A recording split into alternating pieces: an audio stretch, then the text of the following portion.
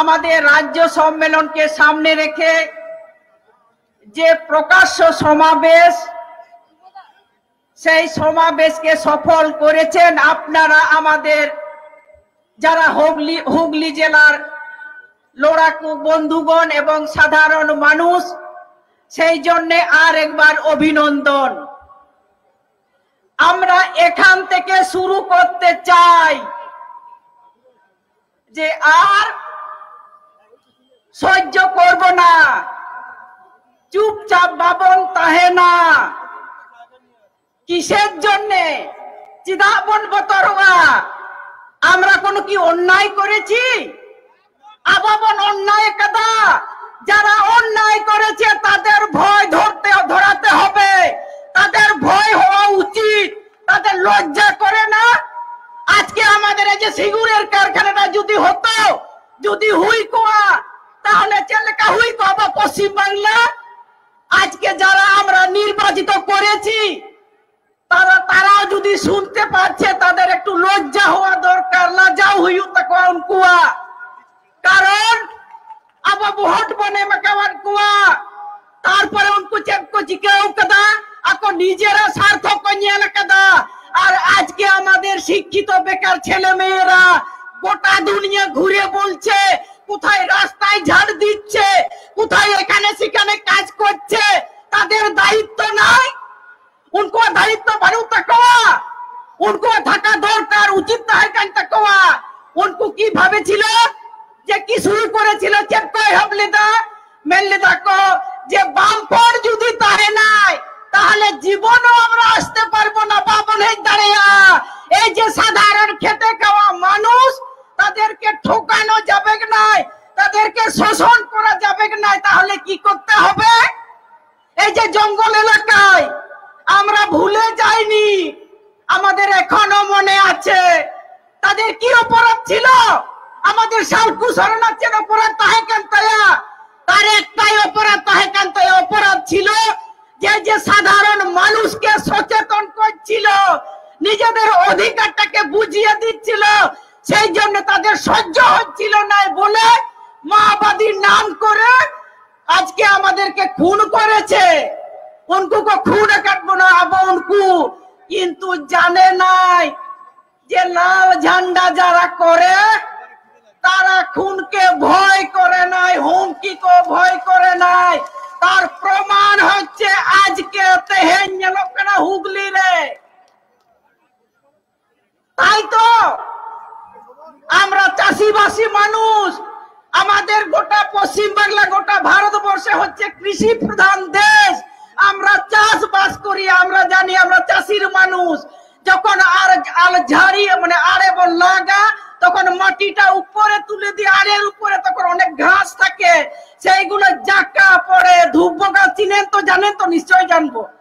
ধুবি ঘাস বন বাড়ায় তো, যখন ধূপ গাছ যখন জাকা দিই, তারপরে একটু জল পালে ধূপ গাছ মাটি ছাড়িয়ে বেরিয়ে আসে, সাইড হয়ে উঠুকুয়া। সেই হচ্ছে বামপন্থী লাল ঝান্ডা। আজকে যারা আমাদেরকে বিভাজন করছে, এই যে বিজেপি বড় বড় কথা বলছে, চোর গুলা আজকে মানুষকে ঠকিয়েছে। আজকে সেই কারা চেনের মতো সোনার চেন পড়ছে, আপনাকে আমাকে ঠকিয়ে আজকে বড় বড় ফুটানি মারছে। তাদেরকে তাড়াতে হবে, উনকু লাগা তো হইয়া। তাছাড়া আমাদের শান্তি নাই। আর এত যে নারী নির্যাতন হচ্ছে কিসের জন্য? আমরা তো বলি যে ছোটরা আছে, তার কোন কথাটা বলতে হবে আর কোন কথাটা বলা যাবে না। আমাদের যারা আছেন রাজ্যে, সেই যে বলছেন যে একটু একটু ঘটনা ঘটতেই পারে, তাহলে যারা দুষ্কৃতীরা উৎসাহ পাচ্ছে, সেই জন্য প্রতিদিন মেয়েদের উপরে নির্যাতন হচ্ছে। কেন হচ্ছে সেটা তো আমাদের বুঝতে হবে, আমাদের সেটা জানতে হবে কেন হচ্ছে। আজকে আমাদেরকে শোষণ করছে, নির্যাতন করছে। আর এই যে বিজেপি বালারা বলছে, বাবারে মানুষের জন্য আমরাই সবটা করে দিব, আমরা ভালো করব, এই যে বলে নাই মাঝে মধ্যে, তার মানে হচ্ছে ওরা আমাদের বিভিন্ন লোভ দেখাচ্ছে। আমরা যখন মাছ ধরি সেই টোপ চারা কি বলে কাঁটার মধ্যে আমরা চার দিই, আর তারপরে ডোভা গুলাই আমরা রাখি মানে দিয়াবর, তারপরে টুপুক টুপুক করি, তারপরে মাছগুলো যখন খাই তখন আমরা তুলে দিই। সেই করেছে আমাদের, এরা আমাদেরও সেইভাবে আমাদেরকে পরিচালনা করছে, তাহলে কি আমরা মানব? আবার সাহেব আমরাও তো মানুষ, আমরা তো বুঝতে পারছি। এরা বলছে আমাদের এই যে অনেক কিছু দিচ্ছি, বিভিন্ন প্রকল্প, কোনো কিছু জমিদারির থেকে করেছে, কারো বাপের থেকে দিচ্ছে, এটা তো আপনার আমার অধিকার। কেন একজন সরকারকে আমরা নির্বাচিত করেছি, আমাদের দ্বারা নির্বাচিত সরকার আমাদের দেখবে না? আমাদের যার যেমন যোগ্যতা সেই সুযোগ দেবে না? আর ওরা ফুটানি করে মারছে, বলছে আমরা করে দিচ্ছি, এই লক্ষ্মী ভান্ডার দিচ্ছি, এই অমুক দিচ্ছি, কৃষক বন্ধু দিচ্ছি, দিতে বাধ্য। কেন দেবে না? প্রতিশ্রুতি দিয়েছ, 1000 বার দিতে হবে। अब हता हुई तब ना, और उनको बोले ले ले मापे केन মেন দেখো, যদি লাল ঝান্ডা पे চলা আমাদের নামটা বাদ দিতে হবে, হিম্মত আছে? বাদ দিবে, আমাদের লড়াই করতে হবে। ওদের বটে জমিদারি বটে যে আমাদের ঘর দিচ্ছে, আমাদের অধিকার আছে, আমরা পাবো, সেইটা আপনারা শপথ নিবেন, ফিরে যাবেন। আমরা তো কোনো অন্যায় করি নাই, আমরা তো কারো দোষ করি নাই, কারো চুরি করি, তাদের লজ্জা থাকা দরকার। আমি তো সব সময় বলি যে আমরা লাল ঝান্ডা যারা করি তাদের কোনো অপরাধ বা লজ্জা হওয়া দরকার নাই। তারা তো বলেছিল আমরা এত চুরি করছি, মনে মনে ঠিক করেছিল এত চুরি করব, সেই জন্য বামপন্থ যে 34 বছর ছিল তারা মনে হয় কতটা চুরি করেছে। সেই জন্য কি করলো যে আপনার আমার টাকা নিয়ে কমিশন করলো, বলছে ওরা দমে চুরি করেছে, তাহলে ওদেরকে ধরবো। আর তারপরে বলছে ফাইল খুঁজে পাচ্ছি না, বলছে লোপাট করে দিয়েছে, মানে কোথাও কিছু নাই। আর কি বলবে? কিছুই নাই। আর আজকে এই যে শিল্প যদি হতো তাহলে কত ভালো হতো। শিল্পর নামে গোটা দুনিয়া সম্মেলন করছে, আমরা বলছি করুক, আমাদের কোনো আপত্তি নাই। কোথাও সিঙ্গাপুর, কোথাও অমুকপুর, তারপরে সিঙ্গাপুর থেকে আসে আমাদের রাজ্যের মানুষকে কাঁচকলা দেখাইলো, আমাদের কাঁচকলা দেখাচ্ছে, তার প্রতিবাদ করতে হবে আপনাদের সবাই।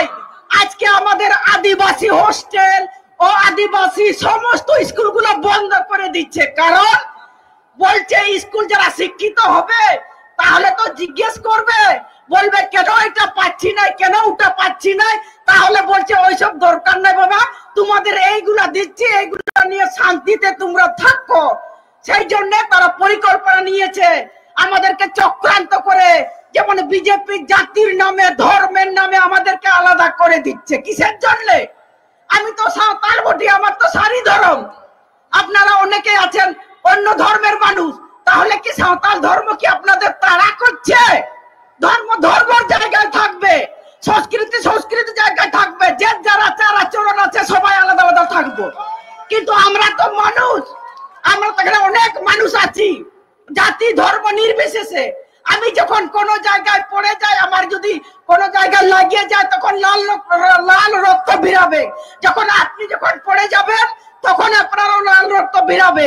কিন্তু আমরা তো সবাই মানুষ, আপনার আমার যা সমান, যা আপনার শিক্ষা, স্বাস্থ্য, বাসস্থান, খাদ্য আমাদেরও তো তাই। তাহলে কিসের জন্য ধর্ম নিয়ে লড়াই করব?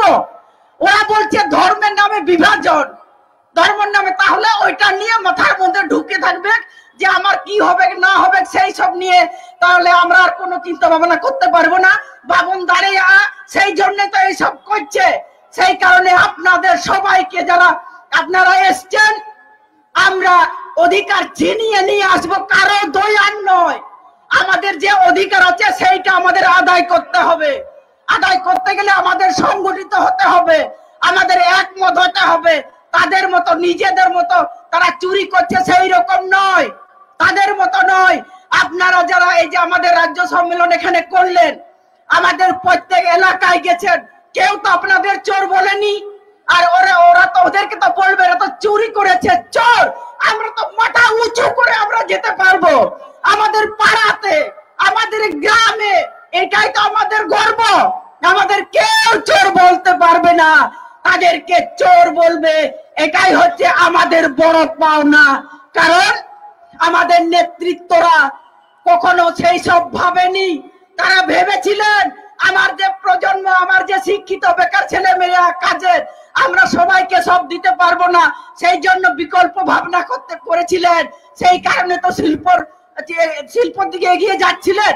ওরা হাতের দিকে তো চালাতে হয় না, ওদের সহ্য হলো না।